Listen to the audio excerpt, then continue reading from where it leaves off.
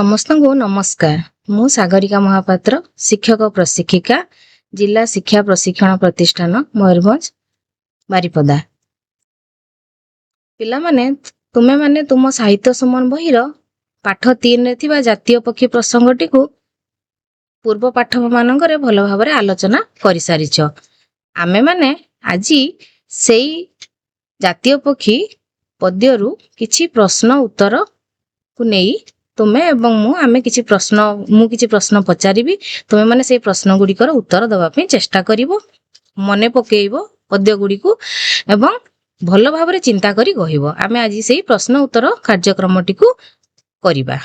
पिला माने तुम मानक पई किछि प्रश्न अछि। तुमे माने जातीय पक्षी प्रसंगटी को भल भाबरे मने पकेइबो एवं सेई प्रश्न गुड़िकर उत्तर कहिबो। देखिलो प्रथम प्रश्नटी कौन दिया जाइछि। निम्न रे दिया जाइथिबा केउंटी अनंत पट्टनायकଙ୍କ शिशु कविता संकलन मने पडुछि। यार उत्तर कौन हबो कहि परिबो। मु तम मानको पई किछि ऑप्शन देइछि एवं तुमे सेथिरु देखि बाछो। कौन दिया जाइछि। क रे दिया जाइछि शांति शिक्षा, ख रे रक्त शिक्षा, ग रे लाल टुकुटुकु सूरजटिए, घ रे अलड़ा लड़ा। कोउटी ठीक उत्तर हबो। ठीक कहिचो, लाल टुकुटुकु सूरजटिए ठीक उत्तर हबो। परवर्ती प्रश्नटी को जिबा। परवर्ती प्रश्नटी कौन अछि। अनंत पट्टनायकଙ୍କ केउ शिशु कविता संकलनरु जातीय पक्षी कविताटी निया जाइछि। वर्तमान देखो ऑप्शन गुडी को एवं सेथिरु मने पकाओ कोउटी ठीक उत्तर हबो। करे दिया जाइछि सूत्रटीए सुकृतिर, कुनमुन, शांति शिखा, अलड़ा लड़ा। केउंटी ठीक उत्तर हबो। ठीक कहिछ तुम माने सूत्रटीए सुकृतिर संकलनरु जातीय पक्षी कविताटी निया जाइछि। बहुत सुंदर उत्तर दउछ। परवर्ती प्रश्नटी को जिबा। वर्षा आसिले धरणी कौन हुए। मने पकाओ समस्ते कौन उत्तर एठी हबो। क रे होची कांदे, ख रागे, ग सिहरी उठे, घ सुखी जाए। कौन हबो ठीक उत्तरटी। हाँ ठीक कहलो, वर्षा आसिले धरणी सिहरी उठे। परवर्ती प्रश्नटी को जिबा। ठीक अछि। परवर्ती प्रश्नटी कौन अछि। मयूर कहार शब्द सुनी खुशी हुए। एटार आंसर समस्ते कहि परिवो। को ऑप्शन गुडी का दबा। कौन अछि ऑप्शन। मेघ, सिंह, वर्षा, घड़घड़ी। ताले मयूर कहार शब्द सुनी खुशी हुए। ठीक मने करिजो, मयूर घड़घड़ी शब्द सुनी खुशी हुए।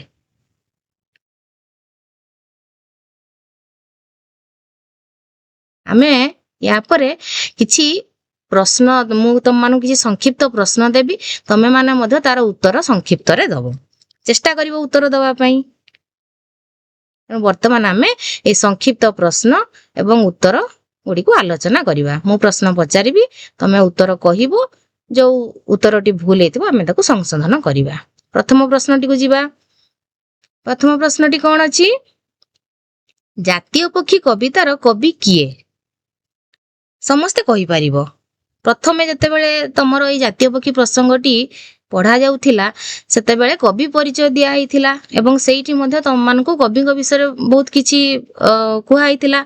तो मने पकाओ जातीय पक्षी प्रसंगटीर कवि किए। ठीक कहिचो, ए जातीय पक्षी कवितार कवि हेउछंती विशिष्ट प्रगतिशील साहित्यिक अनंत पट्टनायक। मने पड़ला समस्तଙ୍କର। परवर्ती प्रश्न को जिबा। परवर्ती प्रश्नटी कौन अछि। जातीय पक्षी कविताटी केउ कविता संकलनरु अणा जाइछि। तमे माने टिके सेई प्रथमे जो आलोचना करा जाइथिला कविଙ୍କ परिचय विषय रे ताको टिके मने पकाओ। मने पकेइले कहि परिबो ए प्रश्नर उत्तर। मने पडुछि समस्तଙ୍କର। ଠିକ ଭାବୁଛ ତୁମେ ମାନେ। ଏଇ ଜାତୀୟ ପକ୍ଷୀ କବିତାଟି ସୂତ୍ରଟିଏ ସୁକୃତିର ନାମକ ଶିଶୁ କବିତା ସଂକଳନରୁ ଅଣାଯାଇଛି। ବହୁତ ସୁନ୍ଦର ଉତ୍ତର ଦଉଛ, ଭଲ ମନେ ପକେଇ ପାରୁଛ। ପରବର୍ତ୍ତୀ ପ୍ରଶ୍ନଟିକୁ ଯିବା। କେଉଁ ପୁସ୍ତକ ପାଇଁ କବି ଅନନ୍ତ ପଟ୍ଟନାୟକ କେନ୍ଦ୍ର ସାହିତ୍ୟ ଏକାଡେମୀ ପୁରସ୍କାର ପାଇଥିଲେ? କୁହ, ସମସ୍ତେ ଚିନ୍ତା କର। ଠିକ କହୁଛ, କବି ଅନନ୍ତ ପଟ୍ଟନାୟକ ତାଙ୍କର ଅବାନ୍ତର କବିତା ପୁସ୍ତକ ପାଇଁ କେନ୍ଦ୍ର ସାହିତ୍ୟ ଏକାଡେମୀ ପୁରସ୍କାର ପାଇଛନ୍ତି। ପରବର୍ତ୍ତୀ ପ୍ରଶ୍ନକୁ ଯିବା। କଣ ଅଛି ପରବର୍ତ୍ତୀ ପ୍ରଶ୍ନ? ଆକାଶରେ ମେଘମାଳା ଦେଖିଲେ ମୟୂର କଣ କରିଥାଏ? ଟିକେ ଚିନ୍ତା କଲ। ଯେତେବେଳେ ତୁମର ଏଇ ଜାତୀୟ ପକ୍ଷୀ ପ୍ରସଙ୍ଗଟିକୁ ପଢା ଯାଉଥିଲା ସେତେବେଳେ ତମକୁ ଭଲ ଭାବରେ କୁହାଯାଇଛି ଆକାଶରେ ଯେତେବେଳେ ମେଘମାଳା ଦେଖାଯାଏ ମୟୂର କଣ କରିଥାଏ? କଣ କରିଥାଏ ରେ ମୟୂର? ଠିକ କହୁଛ, ଆକାଶରେ ମେଘମାଳା ଦେଖିଲେ ମୟୂର ବହୁତ ଖୁସି ହେଇଯାଏ ନା କଣ? ମୟୂର ଖୁସି ହେଇ କଣ କରେ? ଅତ୍ୟଧିକ ଆନନ୍ଦିତ ହୋଇ ନିଜର ପୁଚ୍ଛ ଟେକି ସିଏ ନୃତ୍ୟ କରିବାକୁ ଆରମ୍ଭ କରିଦିଏ, ହଁ କି ନାଇଁ? ବର୍ତ୍ତମାନ ଆମେ ଆଉ ଗୋଟେ ପ୍ରଶ୍ନକୁ ଯିବା। ପରବର୍ତ୍ତୀ ପ୍ରଶ୍ନ କଣ ଅଛି? ମୟୂରର ପୁଚ୍ଛ କିପରି ଝଟକୁଛି ବୋଲି କବି କହିଛନ୍ତି? କୁହ, ଚିନ୍ତା କର। ମୟୂରର ପୁଚ୍ଛ କିପରି ଝଟକୁଛି ବୋଲି କବି କହିଛନ୍ତି?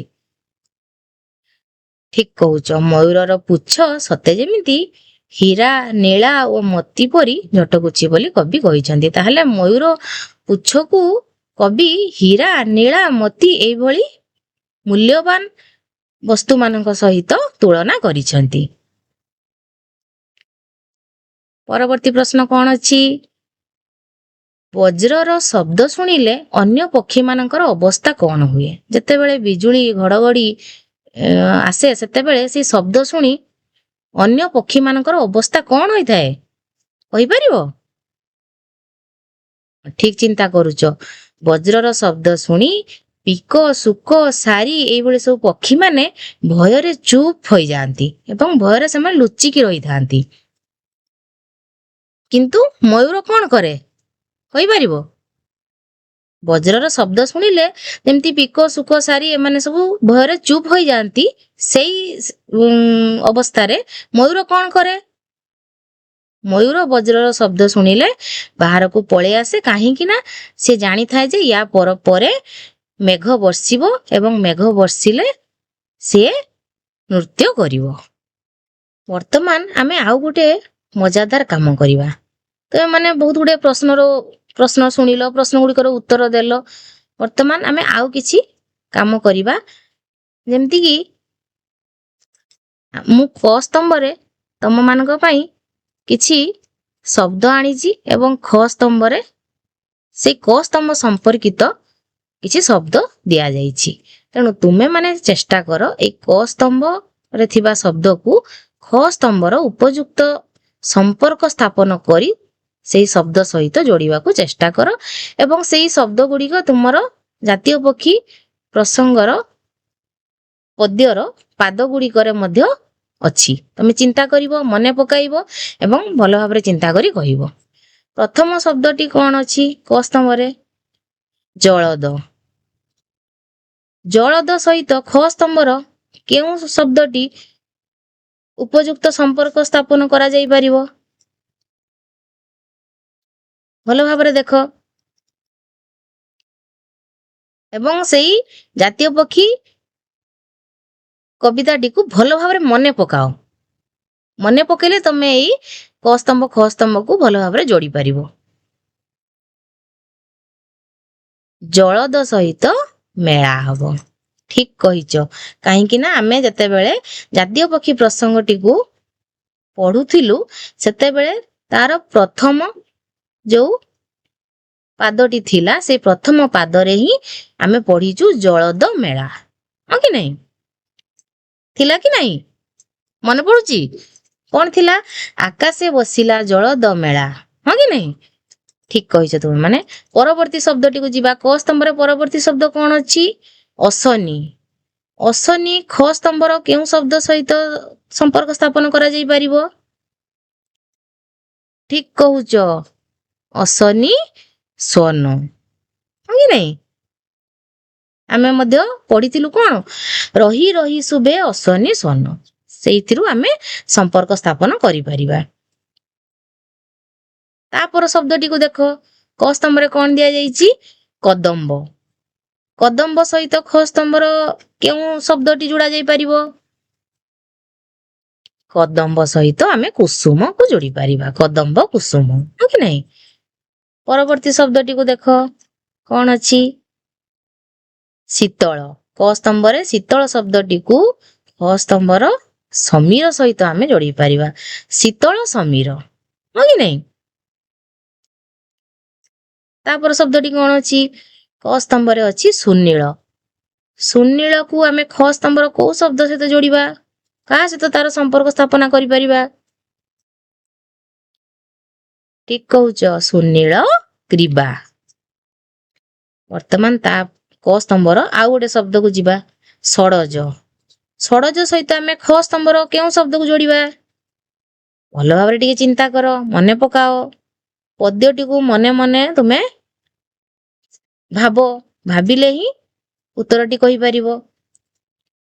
ଠିକ କହିଛ, ଷଡଜ ସ୍ୱର। ପରବର୍ତ୍ତୀ ଶବ୍ଦ କଣ ଅଛି? ବିଷଧର। ଏଇ ଯୋଉ ତମେ ଜାତୀୟ ପକ୍ଷୀ ପ୍ରସଙ୍ଗଟିକୁ ପଢିଲ, କବିତାଟିକୁ ଆବୃତ୍ତି କଲ, ବୁଝିବାକୁ ଚେଷ୍ଟା କରିଛ, ତ ଏଇଠି ବିଷଧର ଆଖ୍ୟା କାହାକୁ ଦିଆଯାଇଛି? କହିପାରିବ? ଠିକ କହୁଛ, ଆମେ ଏଠି ସାପକୁ ବିଷଧର ବୋଲି କହିଛୁ, ବା ବିଷଧର ସର୍ପ, ହଁ କି ନାଇଁ? ଆଉ ଗୋଟିଏ ଶବ୍ଦ ରହିଲା କ ସ୍ତମ୍ଭରେ, କଣ ଅଛି? ଜାତୀୟ। କ ସ୍ତମ୍ଭର ଜାତୀୟ ଶବ୍ଦ ସହିତ ଖ ସ୍ତମ୍ଭର କୋଉ ଶବ୍ଦଟିକୁ ଆମେ ଯୋଡି ପାରିବା? ଠିକ ଚିନ୍ତା କରୁଛ, ଜାତୀୟ ପକ୍ଷୀ। ବହୁତ ସୁନ୍ଦର ଉତ୍ତର ତମମାନେ ଦଉଛ। ପ୍ରସଙ୍ଗଟିକୁ ଭଲ ଭାବରେ ତୁମେ ପଢିଛ, ଆବୃତ୍ତି କରିଛ, ବୁଝିଛ, ହଁ କି ନାଇଁ? ବର୍ତ୍ତମାନ ଆମେ ଆଉ ଗୋଟେ କାମ କରିବା। এই କାମଟି ମଧ୍ୟ ତୁମମାନଙ୍କୁ ବହୁତ ମଜା ଲାଗିବ। କଣ କରିବା କହିଲ? ନିମ୍ନରେ କିଛି ଶବ୍ଦ ତୁମମାନଙ୍କୁ ଦିଆଯାଇଛି, ସେଇ ଶବ୍ଦ ଗୁଡିକର ବିପରୀତ ଅର୍ଥବୋଧକ ଶବ୍ଦ ଗୁଡିକ ତମେ କହିବ। କଣ ଅଛି ସେ ଶବ୍ଦ ଗୁଡିକ ଦେଖିବା। ଦେଖ, ତୁମମାନଙ୍କୁ କିଛି ଶବ୍ଦ ଦିଆଯାଇଛି ନିମ୍ନରେ। ପ୍ରଥମ ଶବ୍ଦଟି କଣ ଅଛି? ଦ୍ରୁତ। ଦ୍ରୁତର ବିପରୀତ ଅର୍ଥବୋଧକ ଶବ୍ଦ କଣ ହବ? ତୁମେ ଯଦି କବିତାଟିକୁ ମନେ ପକେଇବ, ସେଇଥିରେ ମଧ୍ୟ କବିତାରେ ମଧ୍ୟ ଥିଲା, ମନେ ପଡୁଛି? ଦ୍ରୁତ ଶବ୍ଦର ବିପରୀତ ଅର୍ଥବୋଧକ ଶବ୍ଦ ହେଉଛି ମନ୍ଥର। ବହୁତ ସୁନ୍ଦର ଉତ୍ତର ଦଉଛ, ଭଲ ମନେ ପକେଇ ପାରୁଛ ତୁମେ ମାନେ। ପରବର୍ତ୍ତୀ ଶବ୍ଦ କଣ ଅଛି? ପ୍ରିୟ। ପ୍ରିୟ ଶବ୍ଦର ବିପରୀତ ଅର୍ଥବୋଧକ ଶବ୍ଦ କଣ ହବ? ଠିକ କହୁଛ, ପ୍ରିୟର ବିପରୀତ ଅର୍ଥବୋଧକ ଶବ୍ଦ ହେଉଛି ଅପ୍ରିୟ। ତୁମେ ମାନେ ଯେମିତି ତୁମର କିଛି କିଛି ସାଙ୍ଗମାନଙ୍କ ପାଖରେ ବହୁତ ପ୍ରିୟ ଥାଅ, ଆଉ କିଛି ସାଙ୍ଗମାନଙ୍କ ପାଖରେ ଅପ୍ରିୟ ଥାଅ, ହଁ କି ନାଇଁ? ଯୋଉ ସାଙ୍ଗ ସହିତ ତୁମେ ଭଲ ଭାବରେ ମିଶୁଛ, ତାକୁ ତୁମର ବିଭିନ୍ନ ଜିନିଷ ଦଉଛ, ବା ତା ସାଙ୍ଗରେ ତୁମେ ଖାଉଛ ମିଶିକି, ତୁମେ ତାର ପ୍ରିୟ ସାଙ୍ଗ କି ନାହିଁ? କିନ୍ତୁ ଆଉ କିଛି ସାଙ୍ଗ ଯୋଉମାନଙ୍କ ସାଙ୍ଗରେ ତୁମେ ଭଲ ଭାବରେ ମିଶୁନାହ, ସେମାନେ ତୁମର ଅପ୍ରିୟ ସାଙ୍ଗ। ତେଣୁ ସେଇଭଳିଆ ପ୍ରିୟର ବିପରୀତ ଅର୍ଥବୋଧକ ଶବ୍ଦ ହେଉଛି ଅପ୍ରିୟ।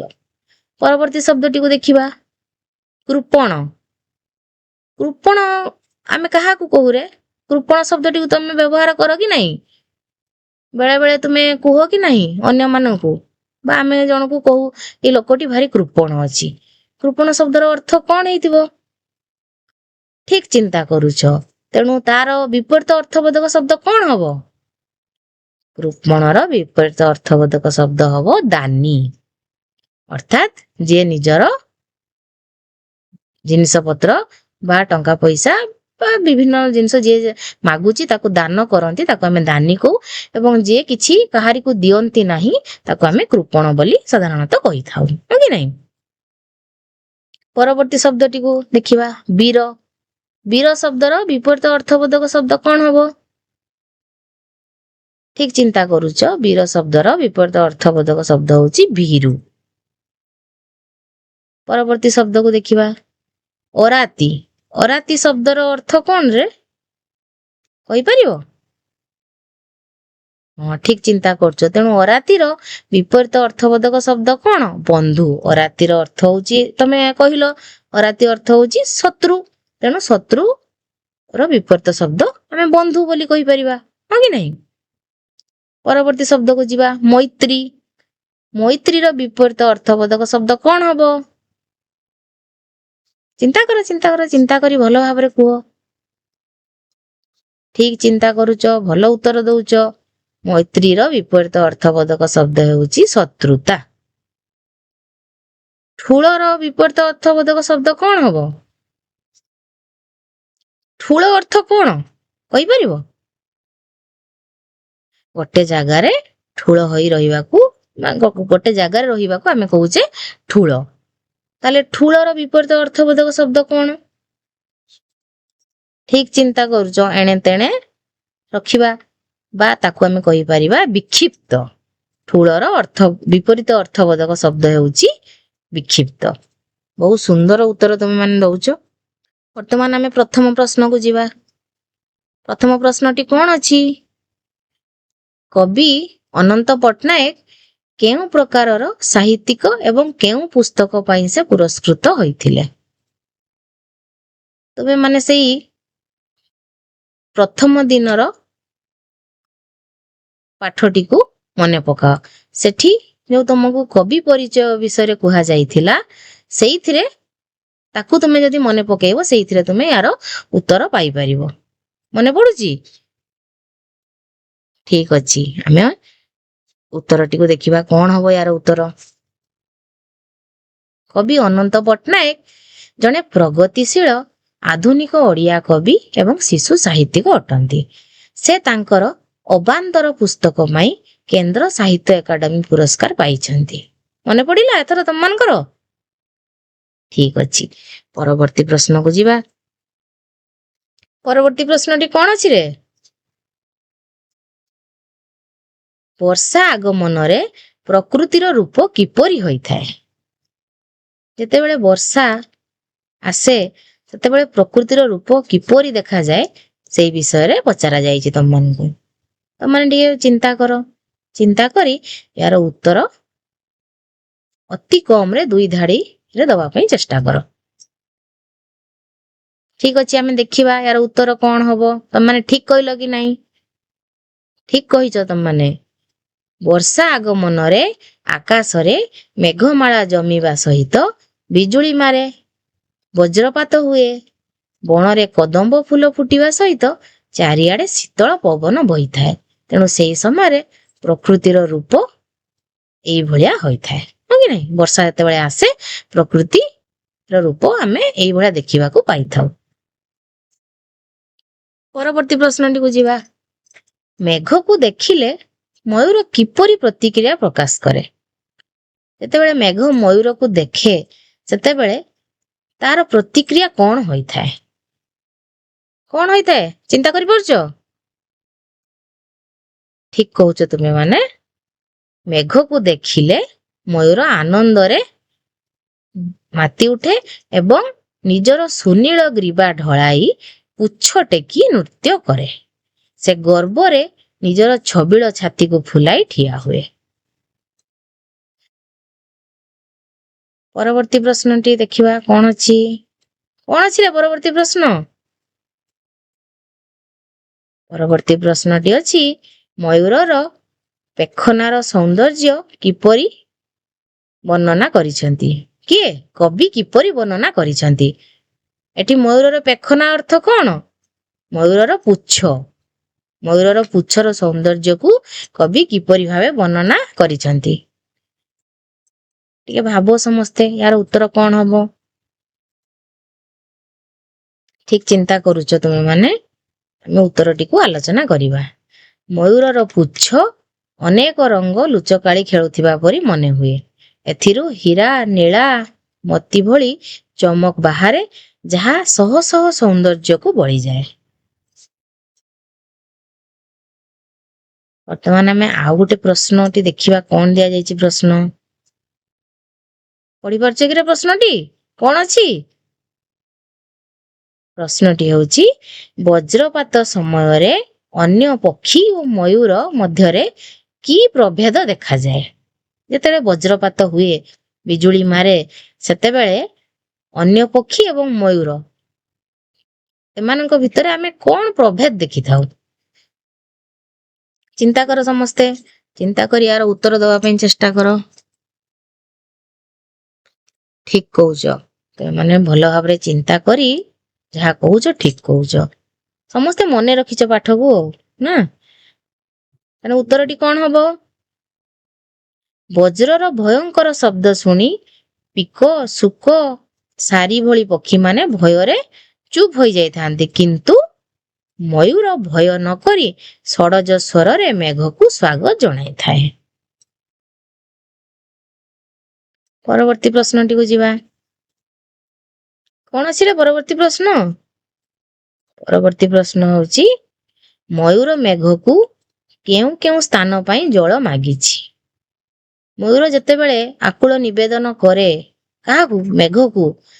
ଏବଂ ସେ ତାର ପ୍ରାର୍ଥନାରେ କହିଥାଏ କି ବର୍ଷା ବା ଜଳ ସେ ମାଗିଥାଏ। ସେ କେଉଁ କେଉଁ ସ୍ଥାନ ପାଇଁ ଜଳ ମାଗିଥାଏ? ଦେଖ, ମୟୂର ମେଘକୁ ପ୍ରାର୍ଥନା କରିଛି ଯେ ସେ କୃପଣ ନ ହୋଇ ଜଳଦାନ କରୁ, ଯାହା ଫଳରେ ଗଛଲତା ହସି ଉଠିବ ଏବଂ ଚାଷ ଜମି ସବୁଜ ଶସ୍ୟରେ ଭରିଯିବ। ହଁ କି ନାଇଁ? ମୟୂର ଯେତେବେଳେ ମେଘକୁ ଆକୁଳ ନିବେଦନ କରିଛି, ସେ ସେଇ ନିବେଦନରେ ତା ନିଜ ପାଇଁ ଖାଲି ଜଳ ମାଗି ନାହିଁ, ସେ ସମଗ୍ର ବିଶ୍ୱ ପାଇଁ ଜଳ ମାଗିଛି। କାହିଁକି ନା ଜଳ ପାଇଲା ପରେ ଗଛଲତା ହସି ଉଠିବ ଏବଂ ଚାଷ ଜମି ମଧ୍ୟ ସବୁଜ ଶସ୍ୟରେ ଭରିଯିବ। ଠିକ କହୁଛ ତୁମେ ମାନେ। ଆଚ୍ଛା ପିଲାମାନେ, ତୁମେ ମାନେ ତ ଏଇ ଜାତୀୟ ପକ୍ଷୀ କବିତାଟିକୁ ପୂର୍ବ ପାଠ ମାନଙ୍କରେ ଭଲ ଭାବରେ ଆଲୋଚନା କରିଥିଲ ଏବଂ ଆମେ ଆଜିକାର ଏଇ କ୍ଲାସରେ ବିଭିନ୍ନ ପ୍ରଶ୍ନ ଗୁଡ଼ିକର ଉତ୍ତର ଆଲୋଚନା କଲୁ। ତୁମମାନଙ୍କ ସହିତ ମୁଁ ତୁମମାନଙ୍କୁ କିଛି ପ୍ରଶ୍ନ ପଚାରିଲି ଏବଂ ତୁମେମାନେ ସେ ପ୍ରଶ୍ନ ଗୁଡ଼ିକର ଉତ୍ତର ଭଲ ଭାବରେ ମଧ୍ୟ ଦେଇଛ। ତେଣୁ ସମସ୍ତଙ୍କୁ ବହୁତ ବହୁତ ଧନ୍ୟବାଦ। ଏ ପ୍ରଶ୍ନ ଗୁଡ଼ିକର ଉତ୍ତର ବହୁତ ସୁନ୍ଦର ଭାବରେ ତୁମେ ଯେହେତୁ ଦେଇଛ, ମନେ ପକେଇ ପାରିଛ, ତେଣୁ ସମସ୍ତଙ୍କୁ ମୋ ତରଫରୁ ବହୁତ ବହୁତ ଧନ୍ୟବାଦ। ଖୁସିରେ ଶିଖିବା ସମସ୍ତଙ୍କର ଅଧିକାର। ନମସ୍କାର।